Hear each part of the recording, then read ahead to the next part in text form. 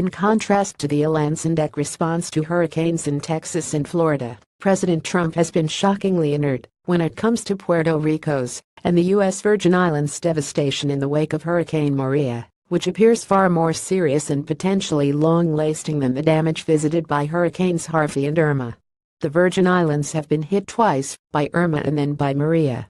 The Post reports President Trump, facing mounting questions about his commitment to Puerto Rico's recovery, took to Twitter Monday night, saying the U.S. territory is in deep trouble, in part because of problems that predated Hurricane Maria.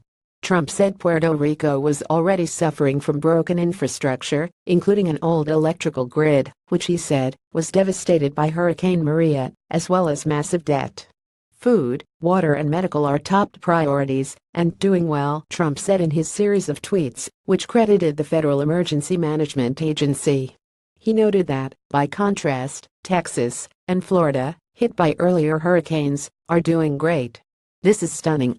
He's the president. His administration is responsible for the U.S. territories of Puerto Rico and the Virgin Islands, and his administration will be held accountable for conditions on the islands. The administration insists that its response has been robust, but Americans will watch on TV the devastation, homelessness and the ongoing threat of flooding in Puerto Rico and equally awful conditions in the U.S. Virgin Islands, and conclude that the administration's response has been lacking. Hospitals are running out of power, and communication has been cut off for most residents, creating life-threatening conditions on a massive scale. CNN reports Hurricane Maria whipped Puerto Rico with her Malibu winds, drenched the island with Harvey-level flooding, crippled communications, decimated buildings and damaged a dam that puts downstream residents at risk of catastrophe. But help has been slow to come to communities where the devastation is described as apocalyptic, officials and residents argue. Governor Ricardo Rossello said the island faces a humanitarian crisis.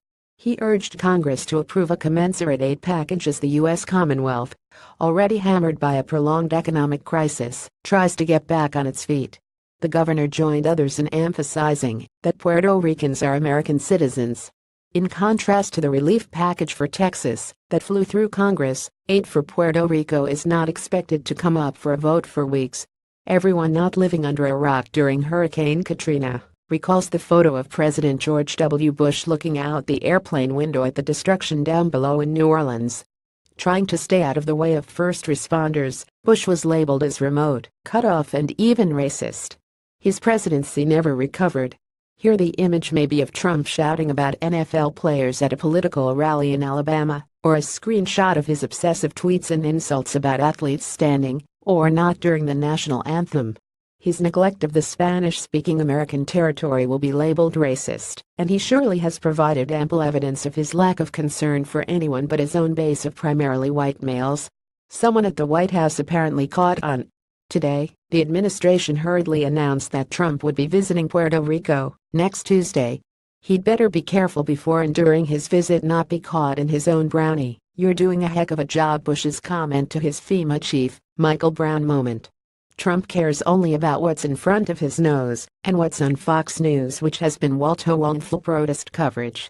His obsession is divisive culture wars, not governance, and the latter is what matters in moments of true crisis. One can imagine he had no real appreciation for the depth of the suffering wrought by Maria, nor political reason that the non-voting islands would warrant his attention.